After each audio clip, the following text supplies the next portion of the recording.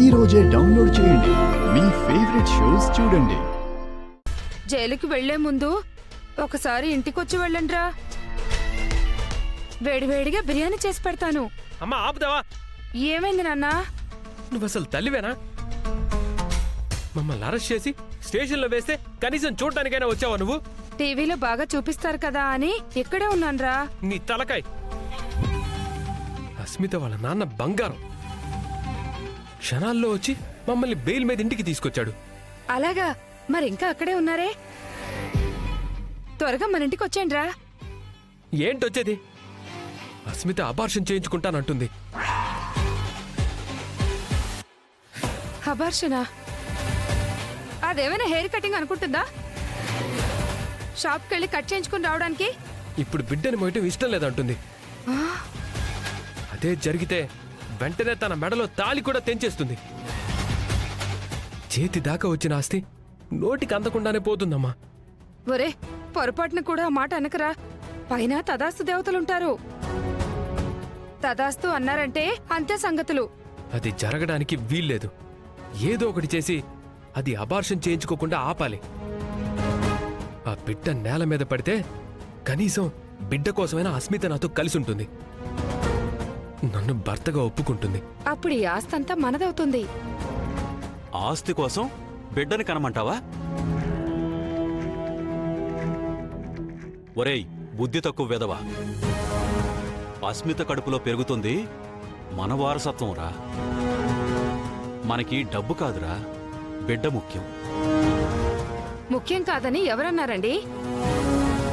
బిడ్డ మీద మాకు ప్రేమ ఉందండి. కాకపోతే అస్మిత అబార్షన్ చేయించుకుంటానంటుంది కదా. తను ఎవరి మాట వినే పరిస్థితిలో లేదంట. నాన్న, నేను చెప్పినా తను వినదు. మీరొచ్చి ఏదో ఒకటి చెప్పి తనను ఆపండి. ఏమైంది? ఏమైంది?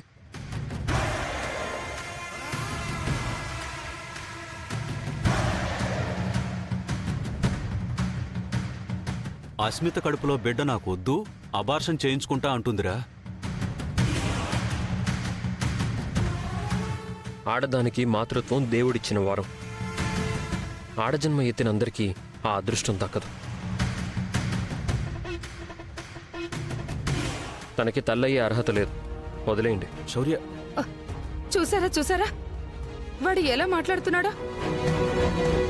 తమ్ముడికి బిడ్డ పుడుతుంటే కాపాడాల్సింది పోతే పోనీ అంటున్నాడు.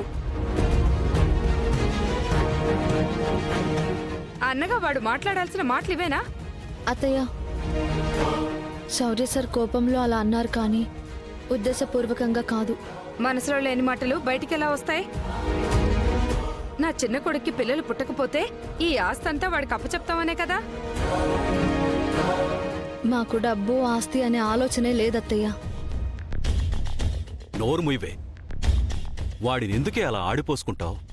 వాడు ప్రశాంత్ కాదే, శౌర్య. కాస్త చూసుకుని మాట్లాడు.